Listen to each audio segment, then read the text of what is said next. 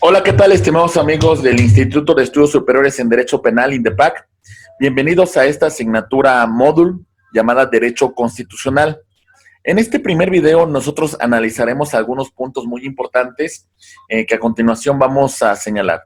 Soy su amigo Héctor Martínez Sandoval y estoy a sus apreciables órdenes.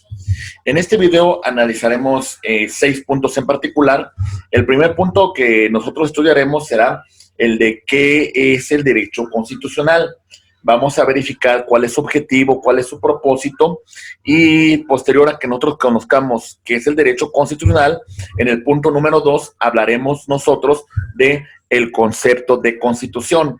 Vamos a ver los diferentes elementos que lo conforman y asimismo qué debemos entender por el texto de nuestra Constitución. En el punto número 3, nosotros analizaremos un tema que se llama las partes integrantes de la Constitución. En este punto en particular, nosotros estudiaremos la parte orgánica, la parte dogmática, la parte programática, los derechos sociales que incluyen nuestra Constitución, así como el tema de las previsiones generales que se encuentran dentro del texto de la Constitución. Posteriormente, en el punto número 4, nosotros haremos referencia a los distintos tipos de constitución. Cuando hablemos de los diferentes tipos de constitución, hablaremos de las constituciones consuetudinarias, mencionaremos a las constituciones escritas, a las constituciones rígidas, a las constituciones flexibles, a las constituciones otorgadas, a las constituciones pactadas, a las constituciones de soberanía nacional, para posteriormente analizar un punto fundamental que es el poder constituyente y el poder constituido, y concluir este primer video con un tema fundamental que se llama la constitucionalización del orden constitucional, o la constitucionalización, perdón, del orden jurídico, de un autor italiano llamado Michelangelo Bovero. Entonces vamos a revisar, estimados colegas, los principales puntos que va a incluir esta nuestra primera asignatura. Bien, vamos a comenzar.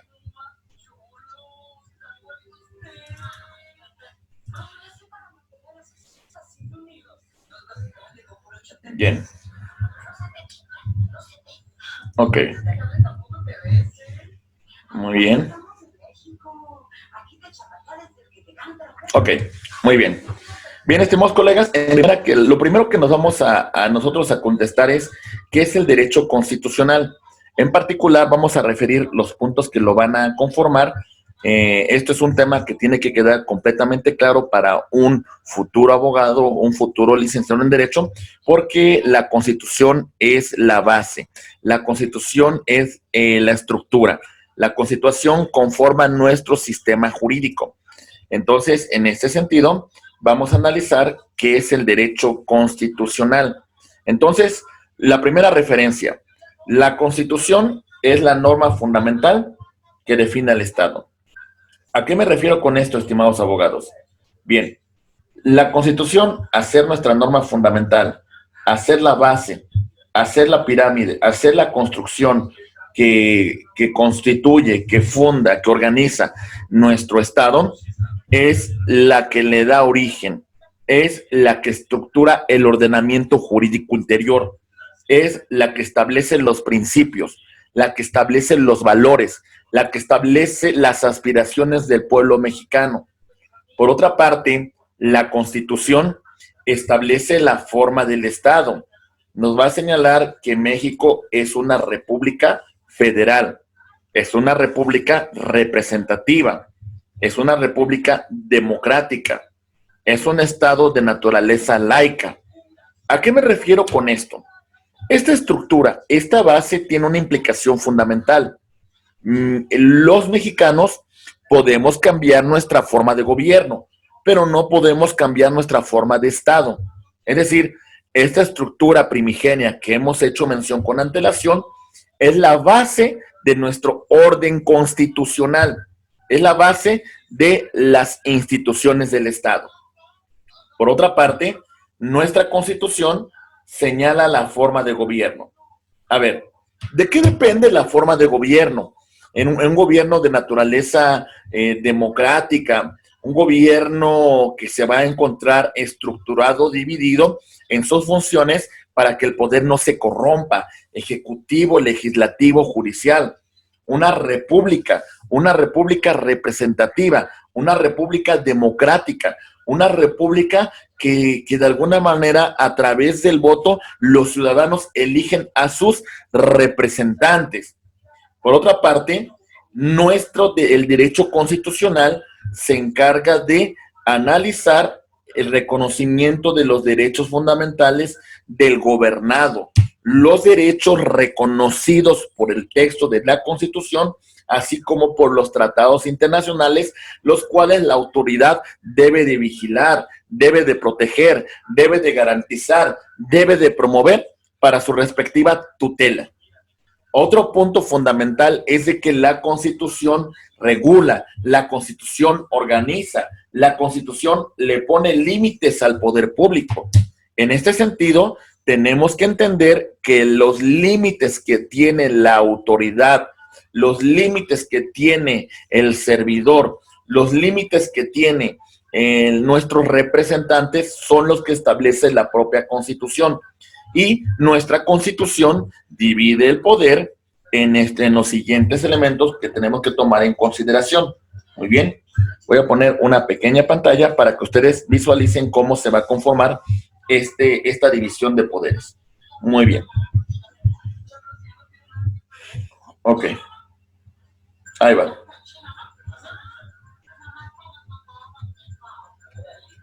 División del poder. Ok. Ahí les va. Se divide en un poder ejecutivo, en un poder legislativo, en un poder judicial. El ejecutivo tiene una función importantísima, el tema de la administración. El poder legislativo se encarga de la elaboración de las leyes. Y por último, el poder judicial es el elemento jurisdiccional que resuelve conflictos con fuerza vinculante, con fuerza obligatoria. Entonces, estos son los elementos que nosotros tenemos que conocer respecto a la división de poderes. Y todos estos poderes, la competencia que tiene el ejecutivo, el legislativo y el judicial, se encuentran perfectamente delimitadas por el texto de la Constitución. Y en el caso que entre estos poderes exista invasión competencial, nosotros haremos el estudio de que existen medios de control de constitucionalidad que van a garantizar la efectiva supremacía, la efectiva tutela de nuestra Constitución. Bien, entonces estos son aspectos que nosotros tenemos que tomar en consideración respecto a la regulación de los poderes públicos. ¿Bien? Ok. Muy bien. Vamos a continuar entonces con estos comentarios. Muy bien. Muy bien. Ok. El punto número 6 establece las relaciones que existen entre los poderes públicos y entre los ciudadanos. Estos aspectos son fundamentales porque son la base, la construcción de nuestro orden constitucional. Entonces, reiteramos, la Constitución es la norma fundamental que va a dar definición al Estado mexicano. Posteriormente, analizamos que la Constitución establece la forma de gobierno, la forma del Estado, que es un Estado de naturaleza federal, compuesto de estados libres y soberanos y que tiene como base de la división territorial al municipio libre. Hablamos de que se va a señalar la forma de gobierno. Es un gobierno, es una república democrática representativa y de naturaleza laica. Hablamos que se reconocen los derechos fundamentales del gobernado, los derechos que se tienen por el simple hecho de ser humanos y que se encuentran reconocidos tanto en el texto constitucional como en los tratados internacionales. Vamos a señalar que regulan los poderes públicos y ya mencionamos una previa conformación y hablamos que establece las relaciones entre los poderes públicos y el gobernado. Estos son los principales puntos que tenemos que tomar en consideración nosotros cuando hablemos de derecho constitucional. Bien, vámonos al siguiente punto, compañeros, y vamos a analizar nosotros el respectivo concepto de constitución. ¿Qué es una constitución, abogados? Bien, esa es una pregunta que tenemos que formularnos y es importantísima. En primer lugar, destacamos que la Constitución es un documento fundamental. Un documento fundamental porque es la base. Un documento fundamental porque es el origen de las instituciones. Un documento fundamental que tiene su origen en un poder decisionista, que tiene su origen en esa voluntad del soberano, que es un documento que consagra las aspiraciones del pueblo, que consagra su forma de Estado, su forma de gobierno, que reconoce los derechos fundamentales de los ciudadanos y asimismo establece la división de funciones. En ese sentido, este documento, su naturaleza no es jurídica, su naturaleza es política. Es decir, su proceso de creación es completamente distinto al de una norma ordinaria. Por otra parte, el órgano encargado, el órgano que tiene la función de crear la Constitución, se llama el poder constituyente, el poder originario, el poder que tiene una sola función, crear una Constitución. Ya después de que esta Constitución es creada, el poder constituyente va a desaparecer, ya no tiene más funciones. Por otra parte, en un tercer punto respecto a la Constitución, nosotros señalamos que la Constitución crea los poderes constituidos, los poderes derivados, los poderes que tienen su naturaleza, que tienen su origen, que tienen su límite dentro de la propia Constitución. Algunos poderes constituidos son el poder ejecutivo, el poder legislativo y el poder judicial. Muy bien. Por otra parte, la Constitución es suprema porque es la base, es la columna vertebral, es la que da sentido, es la que da origen, es la que le da dogmática al ordenamiento jurídico ulterior.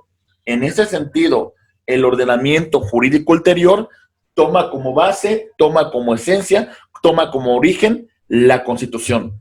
Por otra parte, la Constitución regula los derechos fundamentales de los gobernados, derechos primigenios, derechos que de alguna manera son reconocidos tanto en este texto como en la celebración de los respectivos tratados internacionales. Muy bien. Entonces, esto es lo que nosotros entendemos por Constitución. Reiteramos para que quede muy claro.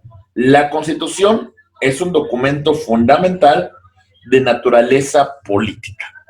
No tiene su origen en la propia ley, sino su origen es una decisión, su origen es una aspiración, su origen es un propósito del pueblo de darse un texto que lo funde, que le dé origen, que le dé estructura, que crea las instituciones. Por otra parte, en segundo lugar, nosotros señalamos que el órgano encargado de crear la Constitución se llama poder constituyente.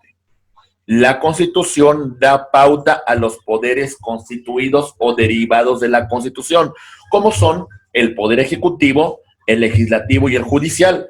Señalamos que es la base del ulterior ordenamiento jurídico y asimismo regula los derechos fundamentales de los gobernados. Muy bien, bien.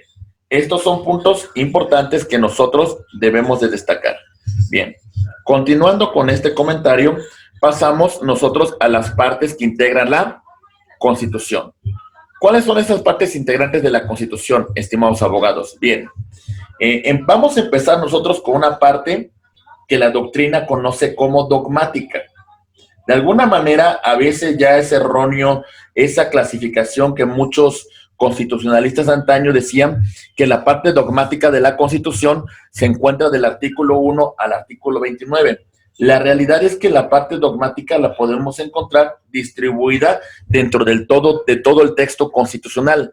La parte dogmática de la Constitución se encuentra principalmente amparada en lo que nosotros conocemos como los derechos humanos, los derechos que son inalienables, los derechos que son inherentes, los derechos que son intransmitibles, los derechos que son imprescriptibles para todos los seres humanos y que el Estado no tiene más que reconocer. Se reconocen tanto en el texto de la Constitución, así como en los tratados internacionales. Y el acto de autoridad que los vulneren va a dejarse sin efectos y reparar los derechos humanos que hayan sido vulnerados por un acto de autoridad. Por otra parte, la parte orgánica de la Constitución se encuentra relacionada con el funcionamiento y facultades de los órganos que conforman la Constitución. En este caso en particular, tenemos que entender la siguiente clasificación para que quede muy bien comprendido esta conformación. Muy bien. Entonces, como ya mencionamos, estimados abogados, tenemos que en esta división del poder, hablamos del Ejecutivo, hablamos del Legislativo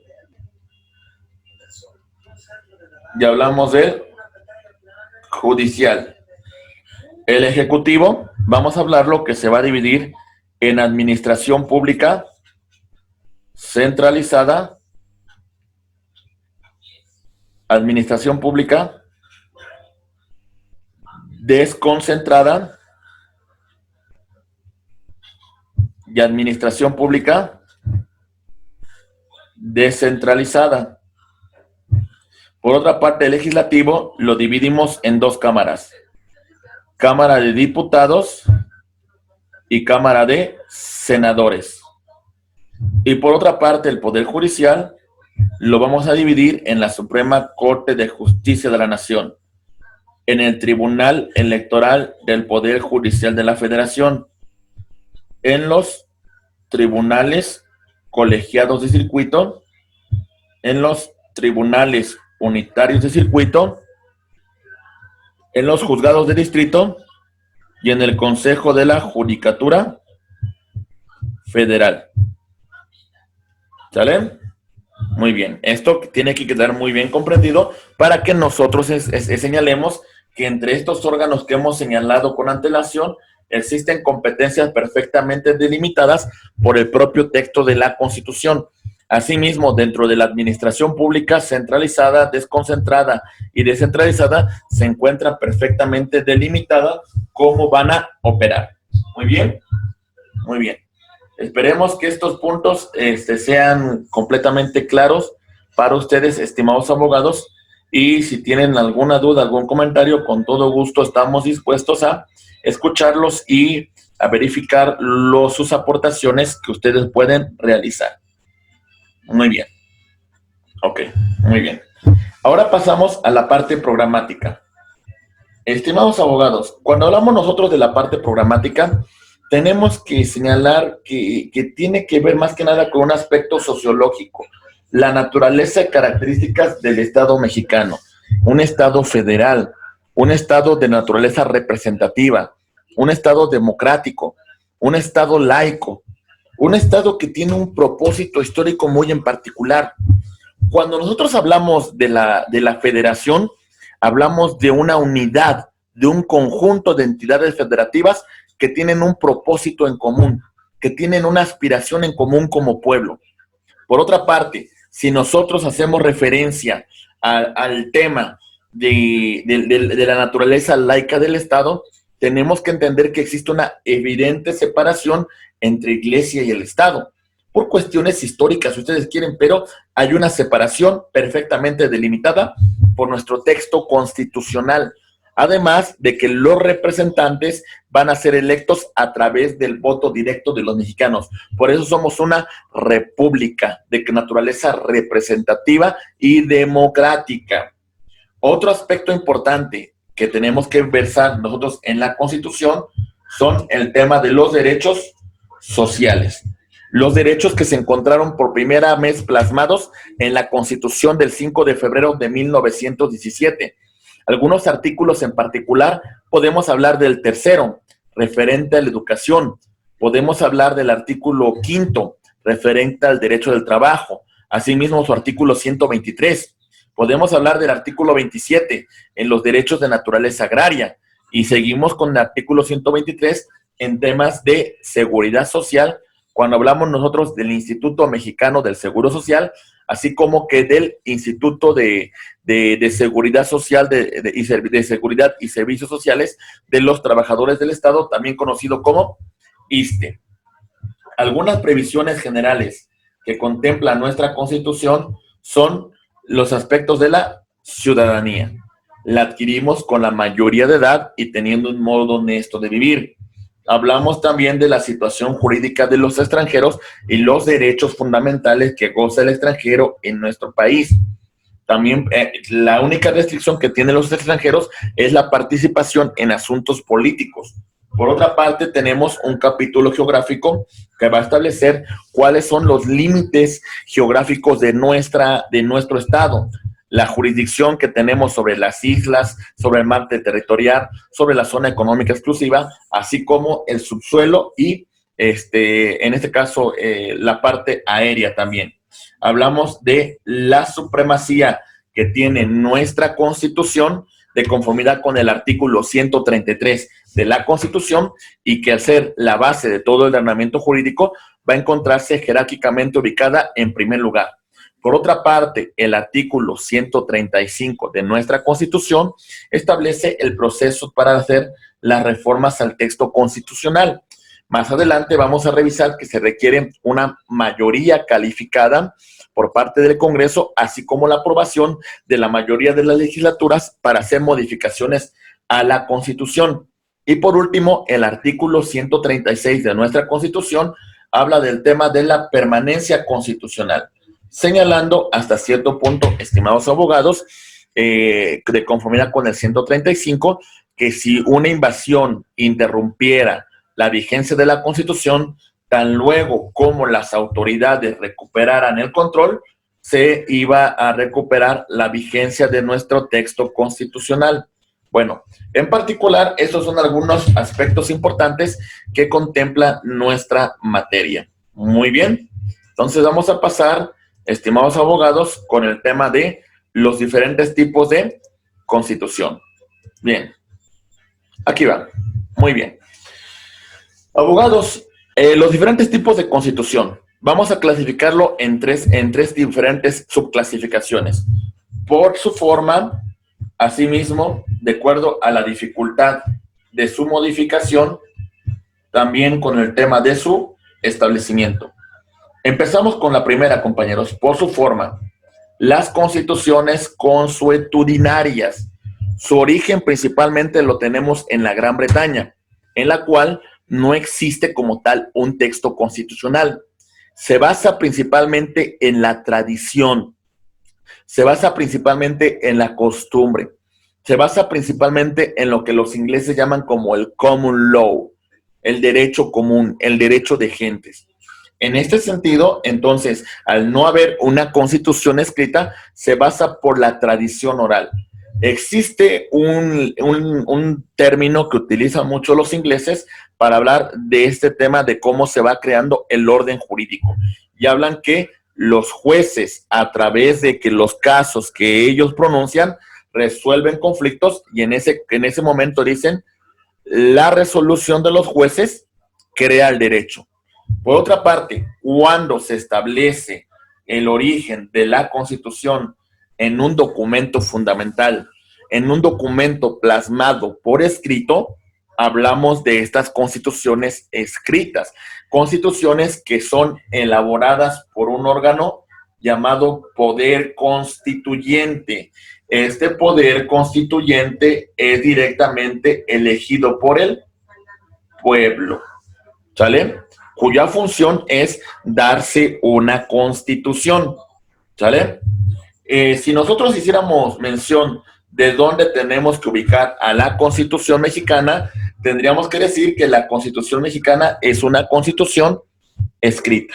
Bien, Por otra parte, cuando hacemos referencia a las constituciones rígidas, tenemos que remitirnos al artículo 135 de nuestro texto constitucional, el cual señala que para hacer las reformas a la Constitución, además de 2/3 partes de los miembros presentes del Congreso de la Unión, es decir, Cámara de Diputados y senadores, también se requiere que una vez que ya pase por diputados senadores, sea aprobada por la mayoría de las legislaturas de los estados. Es decir, de conformidad con el 135, este es el proceso que debemos seguir en el caso de hacer reformas a la Constitución. Pero cuando se hace referencia a las constituciones flexibles, se señala que el proceso para su reforma debe ser el mismo que para el proceso para reformarla es como el de la modificación de una norma ordinaria. No sigue un procedimiento como el que hemos señalado con antelación, sino el legislador ordinario en cualquier momento, si así lo determina, podrá hacer modificaciones a la Constitución. En este sentido, compañeros, a la Constitución mexicana, nosotros tenemos que manifestar que es una Constitución rígida por el proceso en particular que se establece para su reforma. El Congreso de la Unión, 2/3 partes de los miembros presentes y la aprobación de la mayoría de las legislaturas de los estados con la respectiva ratificación y aprobación del presidente de la República. Otra subclasificación de los tipos de constitución son por la forma de su establecimiento. En este caso, hablamos de las constituciones otorgadas, las constituciones que son cedidas por el soberano, las constituciones que son otorgadas en ese ejercicio de buen gobierno por el monarca a sus súbditos. Los súbditos no participaron en la conformación de esta constitución, sino que fue el rey con sus consejeros. Por otra parte, las constituciones pactadas son aquellos en que los factores reales del poder confieren, intervienen y establecen un nuevo texto constitucional para el Estado, ¿vale? En este caso, la Constitución del 5 de febrero de 1917 es una constitución pactada porque los factores reales del poder integrados en ese momento se conglomeraron en el Teatro Iturbide, o también conocido como Teatro de la República, en la ciudad de Querétaro, para establecer la vigencia de este nuevo texto constitucional. Por otra parte, la Constitución de Soberanía Nacional es aquella que se le da al pueblo la potestad, en el momento que él lo decida, hacer las reformas a la Constitución que considere pertinentes. En este caso en particular, podríamos decir que México entra dentro de una categoría más de una constitución pactada a de una constitución de soberanía nacional, porque no se establece dentro del texto constitucional un mecanismo para convocar al Congreso Constituyente para hacer modificaciones a la Constitución. Recordemos que la función del constituyente es una función más originaria y cuya función principal es crear, dar una nueva constitución. Bien, ok. Ahora bien, ya hemos hablado en general del poder constituyente, pero ¿cuál es la función y en qué consiste ese poder constituyente que tanto hemos mencionado, estimados abogados? Pues bien, vamos a mencionarlo a continuación.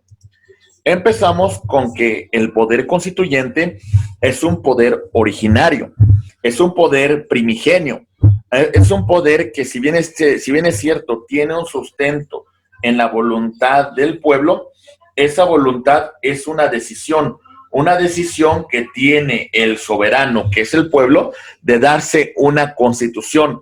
El soberano elige a sus representantes que tienen la función de acudir a un congreso constituyente cuya misión es darse una constitución. La constitución es la base, la constitución es el origen. El poder constituyente, en un principio, si así lo quieren ver ustedes, es un poder omnipresente, porque al final de cuentas, la decisión que tome en ese texto constitucional va a dar origen, va a dar sustento a todo el orden jurídico. Por eso decimos que el poder constituyente en un inicio es un poder ilimitado, aunque después que se da una constitución, desaparece, porque esta es su única función. Esto es para lo cual es creada, darse una constitución. No va a tener ninguna otra función de gobierno, porque no está creada, no tiene como función la de gobierno. Entonces, esto es, estimados amigos, lo que nosotros tenemos que entender respecto al poder constituyente. Bien, después de mencionar nosotros el poder constituyente, ahora tenemos que estudiar qué entendemos por los poderes constituidos o derivados de la Constitución. Los poderes constituidos o derivados de la Constitución van a tener su surgimiento una vez que el constituyente haya creado el texto constitucional. Estos poderes derivados, estos poderes creados por el poder constituyente, en general los podemos subclasificar en tres distintos: en el poder ejecutivo, poder legislativo y poder judicial. Algunos también agregan el tema de los organismos constitucionales autónomos, por si lo quieren mencionar.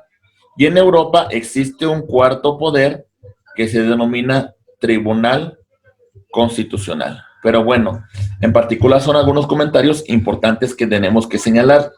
Los poderes constituidos son poderes que son derivados de la Constitución, que entonces son limitados por el propio texto constitucional.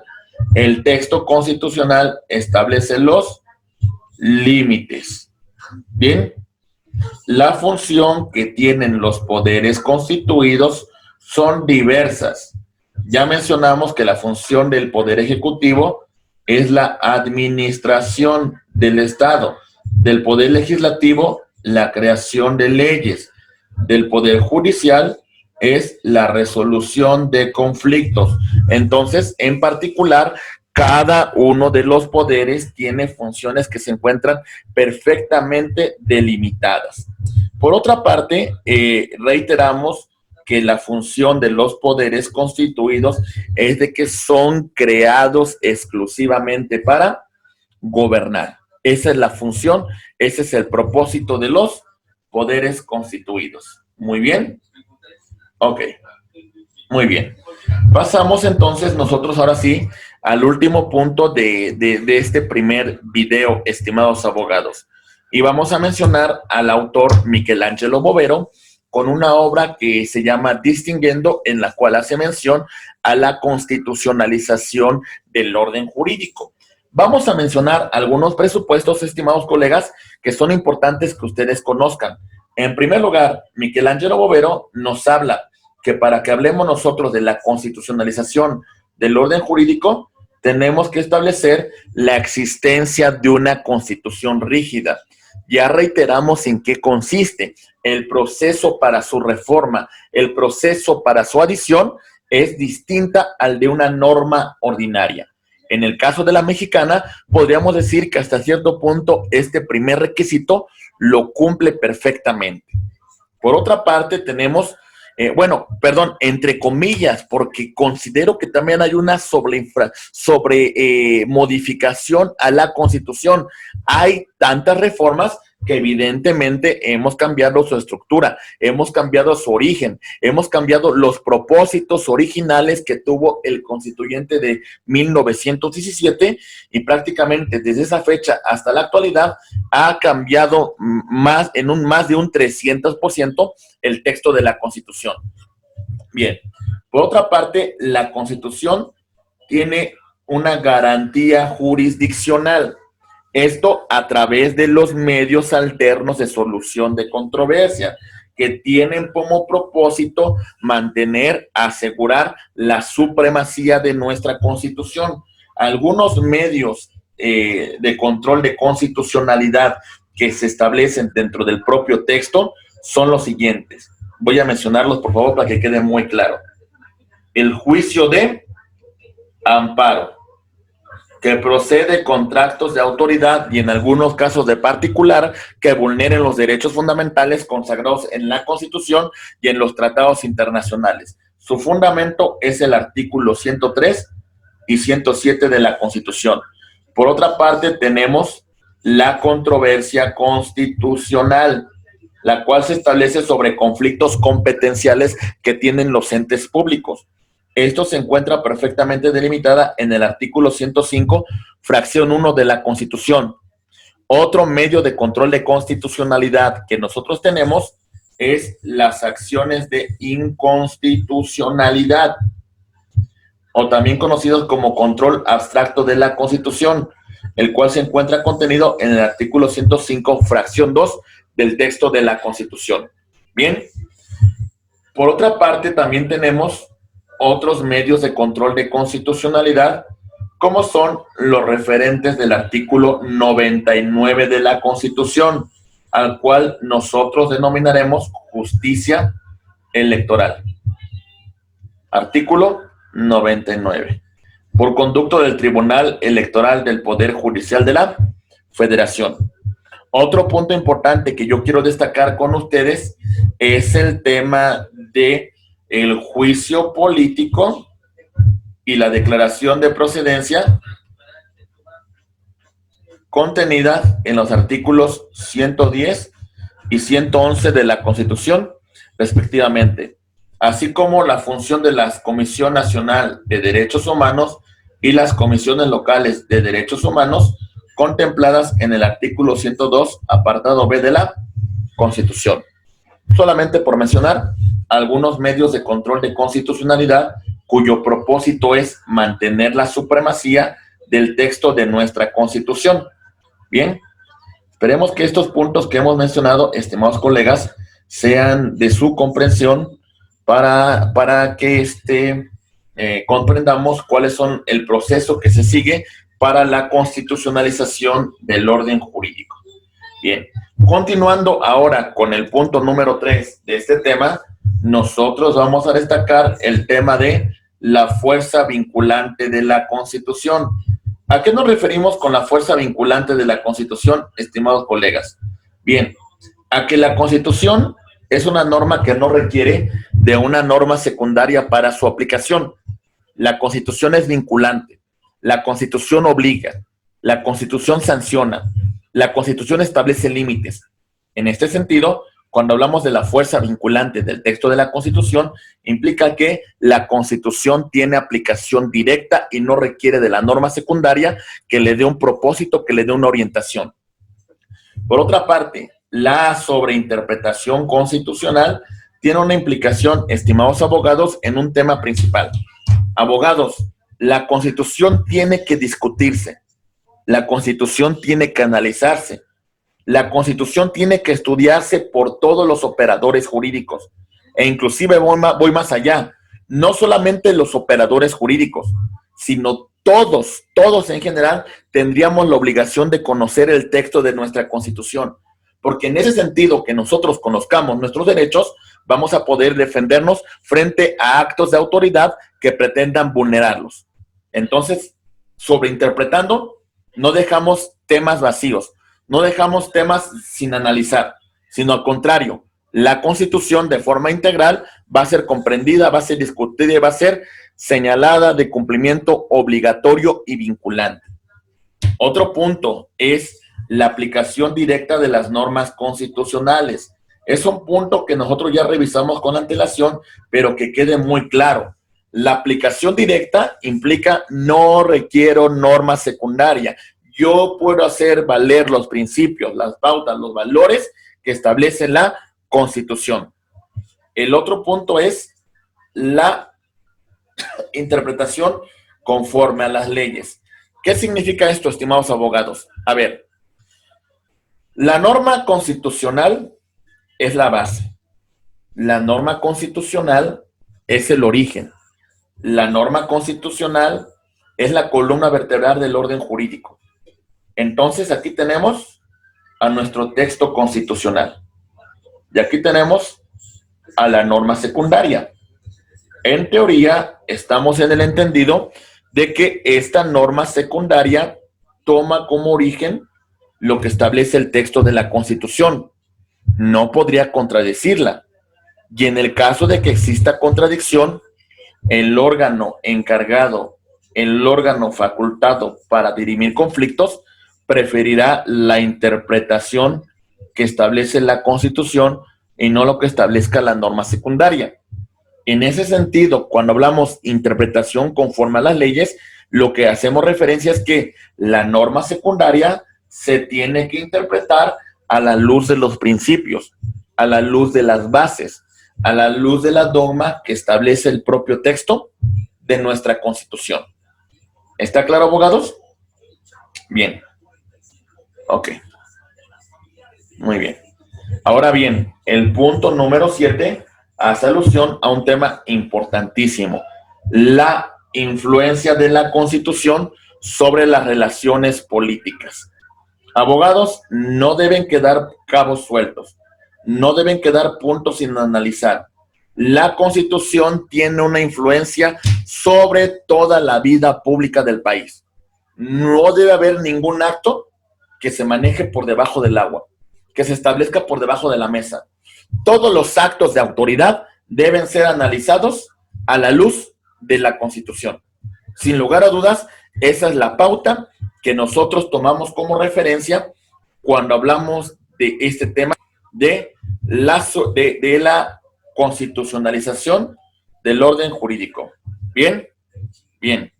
Entonces, con este punto, estimados abogados, estamos terminando nosotros la unidad en comento que hemos señalado, que es la unidad número 1, y verificamos a grosso modo qué fue lo que estudiamos.